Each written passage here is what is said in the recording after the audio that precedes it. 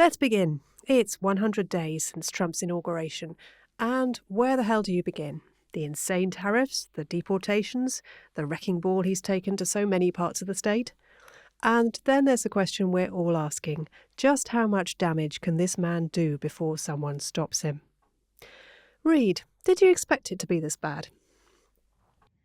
I did.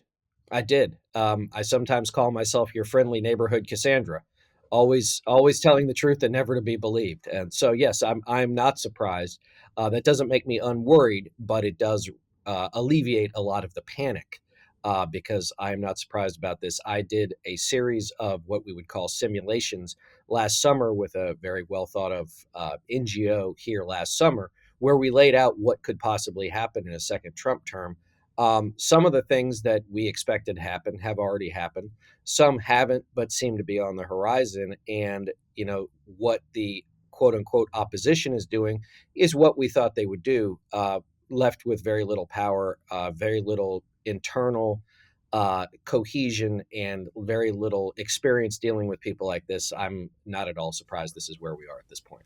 There's no doubt Trump is more confident, more able to push through his agenda than he was in 2017. Has anything surprised you, though, about Trump Mark II? I think there's a couple things. I think with him, it's the people around him have been working on the plans they've had for 4 years. And part of really a 50 or 60-year program, ideologically, economically, philosophically. And the people around him have held very hard to those beliefs. You've seen some backsliding. I think those are really tactical retreats. I think that they're still headed in a very particular direction. And then on the flip side, which is, again, even after now, it'll be just about 10 years, I think, this summer since Donald Trump appeared on the American political scene, as a full-fledged candidate, that so much of the opposition or people that quote, say, style themselves resistance still really don't understand the nature of the situation we're in, which is, they say, oh, the courts are standing up.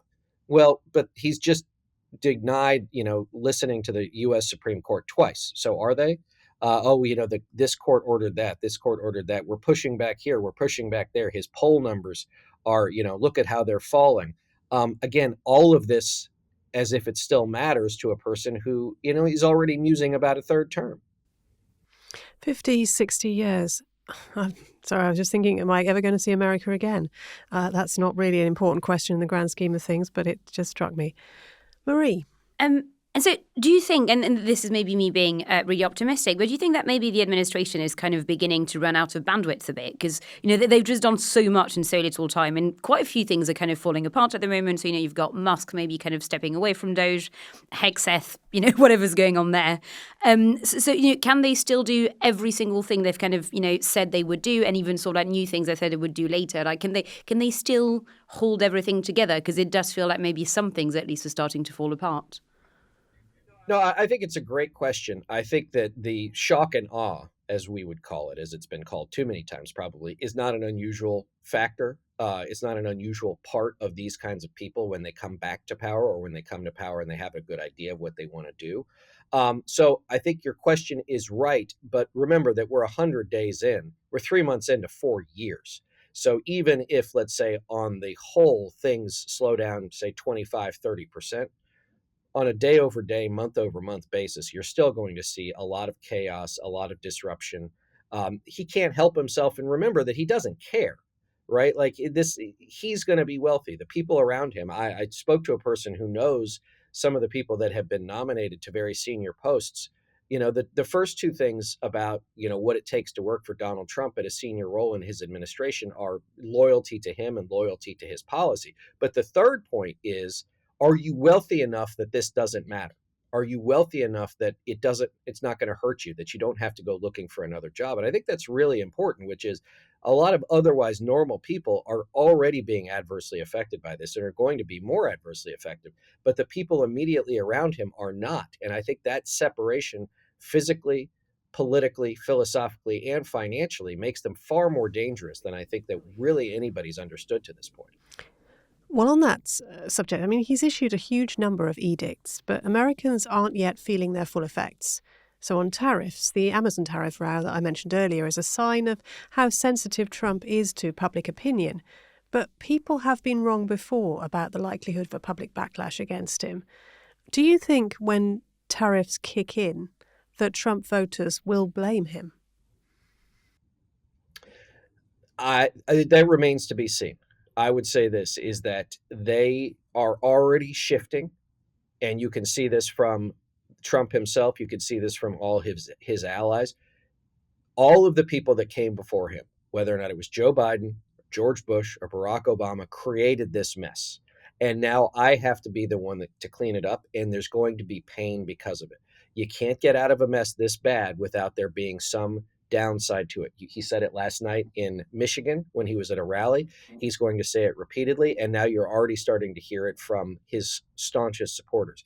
If this what it takes to make America great again, then I'm willing to put up with some pain to make it happen. So I think his most diehard supporters know.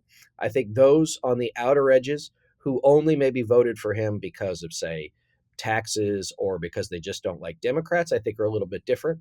And then I would also say that there are the people who are, upper income, suburban, maybe urban Republicans that voted for him who are watching, their savings accounts, their retirement accounts flop up and down like a fish on the deck.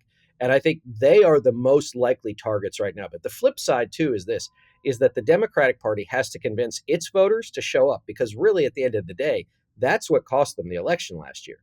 Donald Trump got more votes, but Democrats had more voters available to them, and they didn't appear. Some lawyers and judges, not all of them, have pushed back and tried to halt Trump's overreach. How well is that working as a strategy? I think hit or miss. And I think that to the other panelist's point, it's really there's what do we care about? What do we think is easy to give on? What do we think doesn't matter? I think the things that they're giving on are things that they're probably okay with or make good sense politically, which is, oh, yeah, we shouldn't cut funding for this particular thing. But as I noted when I first started about the courts, the Trump administration has denied the Supreme Court twice on things like illegal deportations. That's not going to stop. If it really takes something to make the Trump administration, halt, it will be because, again, back to your earlier question, Ross, that it's something that really strikes at the heart of his base. But for the most part, they're not listening, and I don't think they're going to listen, because in our country, the judicial branch doesn't have its own cops. It doesn't have its own law enforcement. It doesn't have its own enforcement mechanism. That belongs to the U.S. Justice Department in the form of the Marshal Service. The Marshal Service isn't going to do anything the judicial branch tells it to do until and unless someone like Attorney General Pam Bondi tells them to. So does that mean that the Supreme Court essentially doesn't have any power anymore? Have we got to a point where, I mean, we've been talking about constitutional crises? Are we in one now? Can you see? I suppose what I'm asking is, if the Supreme Court comes out and very clearly says, this is not what we want, this is something you have to change, and they don't do anything, what happens then?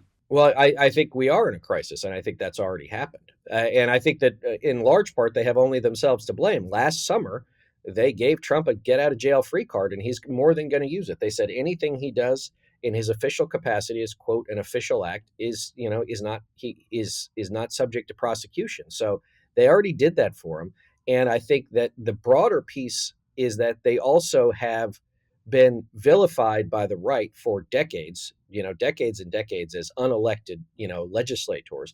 And now they've lost a lot of credibility on the left, not only because of things like overturning Roe versus Wade and giving Trump, such a carte blanche, but also because of, the inherent appearance or actual corruption of several of its members based on very high net worth individuals. So I think that the court, where it used to be held in very high esteem by Americans across the board, I think is probably at its weakest moment in a long, long time.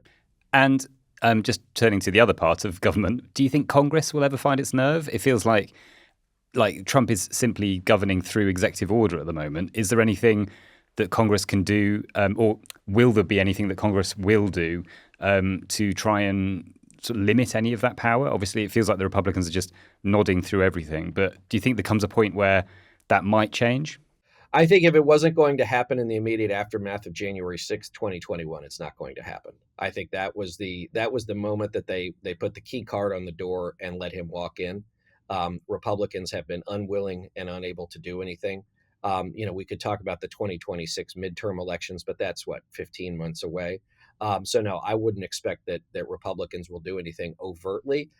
You'll see some who will try and derail some of their budget plans, but that won't be because they're opposed to, say, tax cuts. That's because they're opposed to ballooning the U.S.'s national debt, or because they have some philosophical opposition to raising what's called our debt ceiling, which is how much money the American government can borrow. Which, if we default on something like that has ripple effects not only for us here in the U.S. but across the world. But eventually, I think they all get in line because ultimately they don't want to lose their elections. And just on a slightly different note, Mel Gibson has been appointed by Trump as it's not very clear what he's been appointed as, a sort of Hollywood ambassador or something, or along with John Voight and various others.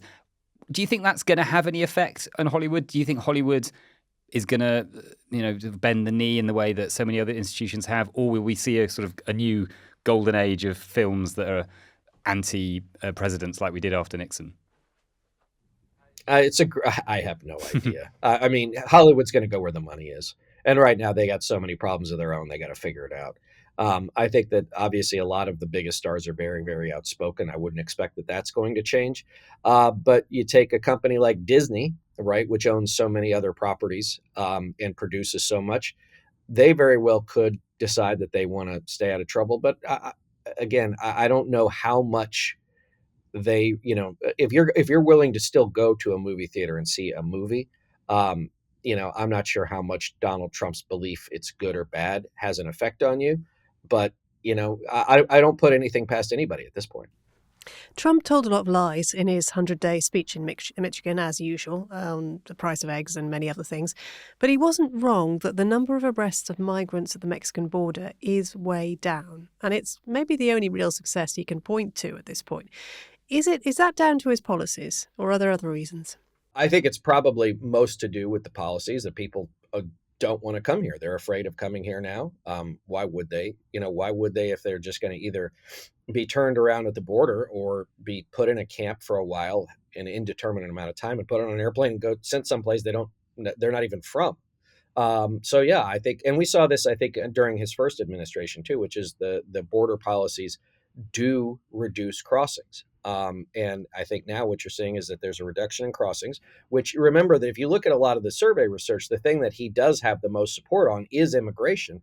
And so far, with the exception of dyed-in-the-wool Democrats and activists, there's not a lot of protest about people being picked up off the street and put on airplanes and sent to El Salvador or wherever it is.